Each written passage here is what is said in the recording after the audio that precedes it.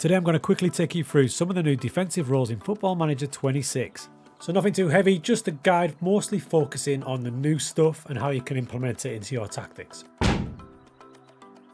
So when we get to these new roles, it's important to remember that a lot of them have just been renamed. We'll start with Advanced Centre Back, which is our old friend the Libero from previous Football Managers. Now I've done extensive work with the Advanced Centre Back already in this FM. If you want to check it out, there's a video right here. But in a nutshell, this is what it does. So his start position will be in the back four, but then he soon moves into the DM zone. You can see here in the build-up phase, he is in line with his fellow centre back. When we move into progression, that's when he moves into that DM zone. And by the time we get to the final third, he's fully in line with his fellow DMs. So in match, as you can see, when we haven't got the ball, he's in line with his back four, but as soon as we win the ball back, you'll see him, that's him, number 4. He will progress quite nicely into that DM zone, leaving his centre-back all alone as he concentrates on being more of an attacking defensive midfielder. And when the ball gets really high up, so we're in the final third, there he is, acting like an extra midfielder. So just by seeing that, you can see how much time he spends higher up the park. So when you're looking for a player to fill that role, you're going to want a centre-back who is also capable of playing defensive midfield. It just so happens that this man is absolutely ideal because he can even play higher up all the full-back positions. So he's pretty adaptable and he's going to have decent technique, which is another important factor. Technique, first touch, passing, a little bit of vision. We could improve here, but for a starting point, he's not too bad. So he's going to progress into that zone there. Now, there is some restrictions which will sometimes stop him from doing so. For example, if I was to change the fullback to an inverted wingback, meaning he's going to find himself in that position as well, then when we build up and then progress, to be bluntly honest, he's going to stay where he is because there's just not the room for a 4th player in there. So bear that in mind. So if you're going to use a centre-back like this, where you've got an inverted wing-back coming in to add to the other 2 DMs, it's probably not worthwhile having an advanced centre-back. If you want him to be a bit of a ball player, simply knock him back to ball-playing centre-back. Now recently on a video, I did feature the advanced centre-back in a tactic where I used no midfielders, and he had all that room to jump into the central midfield area, and the results were interesting to say the least. So that's advanced centre-back. It's a lot of fun. It's probably my favourite role in the game, just for causing absolute chaos. Now the next one was the other player role I used in that no midfield setup, and I used 2 of them. Next up, we've got Playmaking Wingback. I think this is the new version of a hybrid of complete wingback and inverted wingback on attack. Now, the theory behind this guy is exactly what it says on the tin. He's going to be a bit of a playmaker. So think Trent Alexander-Arnold when he was at Liverpool. Less successful at Real Madrid so far, but he comes inside and tries to be a bit of a ball player. In build-up, he starts out wide, just like a normal wingback, but as soon as he gets to progression, he comes inside alongside those DMs. In effect, he does the same movements as the advanced centre-back, but from a starting wide position. When he hasn't got the ball, he will drop back into the back 4. There he is, number 2. Solid back 4. Now we've won the ball back. Inside he goes. Straight into that DM zone. Look at that. It means that you won't have any width down that side. So if you're using this formation, it's probably wise to have somebody higher up covering the wide side of the pitch. So that's something to bear in mind. But when he does get the ball in this new central position, he can be lethal and become one of the team's primary attacking threats. He's about to launch a beautiful direct through ball to Torre. And who's going to get on the end of the pullback?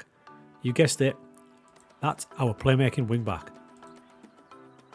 Again, there are things to bear in mind when using this role. When he comes inside, you're going to be pretty narrow, so if you want a bit of width, you might be advised to pull someone out wide like that. And again, just like the advanced centre-back, if you've already got 2 guys in there, and he's going to come in there as well, if you attempt to add a 3rd in there, perhaps with an inside wing-back, as soon as you start progressing the ball, you'll see the difference because he does indeed stay out wide, and he will not come inside as much. Speaking of the inside wing back, it's pretty much the same as a playmaking wing back, but he's not as expressive, don't expect as many through balls, and he won't get quite as high. So in an ideal world, you want your playmaking wing back to be pretty adept at playing in central midfield, because he's going to spend an awful lot of time in there.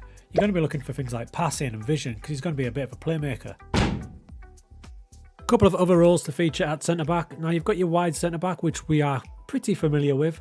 Now it's a bit different this year because we don't have duties, so your wide centre back, think of it as a wide centre back defend duty from previous years, where he won't get as far up, he'll still go wide, acting as an extra fullback in possession, but he's not going to overlap and bomb up down here. Now in build-up phase, he's going to stay in his position as a centre-back, there he is, alongside his other 2. Now importantly, when it goes down the opposite side to him, he's not just going to bomb up his side, he maintains his position. There's no point in him going wide when it's going down the opposite flank. That's something to bear in mind. He's still going to maintain a nice solid shape when you're going down the opposite side.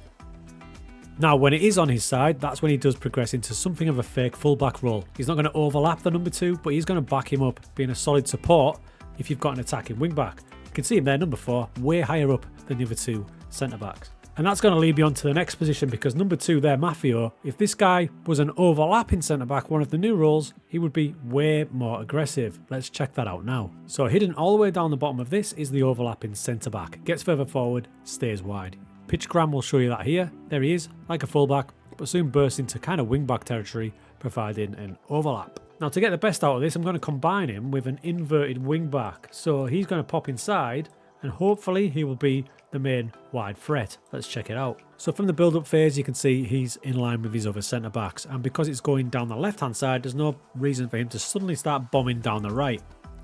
And he maintained his position. However, as it starts to come towards his side, you can see him instantly start to move forward. The inside wing-back has moved inside, so he's got all that space. And by the time it gets over to him, the overlapping run has indeed begun, and he's going to soon turn into our new fake wing-back. Off he goes, dribbling like a winger and supplying across. Now if you like this movement, you can encourage it even more by hitting overlap right, so he's going to go around your wing back and hopefully he will supply the ball. It's also one of the most frustrating roles, however, because I'd love to see it be even more aggressive, because he's got all that space down there and he only tends to really attack it when it definitely comes to him rather than offering the overlap.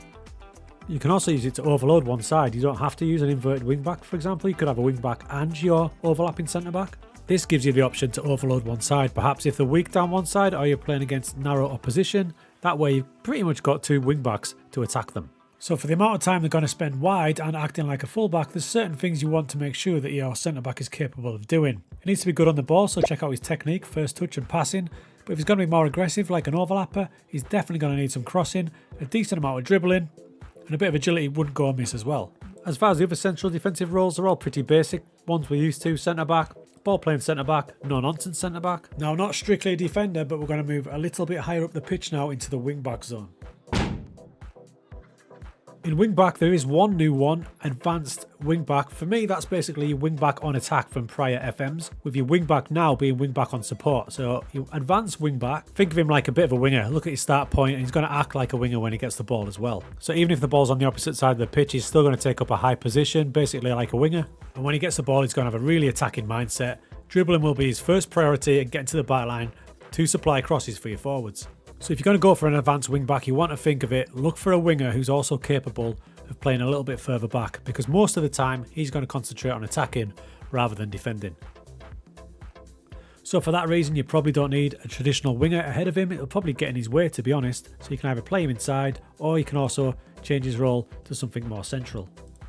So when you're looking for the ideal player, you might be better off checking out his winger statistics, because he's not going to do an awful lot of defending at all. You're looking for acceleration, you're looking for pace, dribbling, crossing. Now don't get me wrong, a little bit of tackling and position nous would be handy, but you are using him as an attacking threat, so that's what you should really judge him on. So that's a quick little guide to the new defensive roles, little combinations you can try. We'll come back soon for midfield.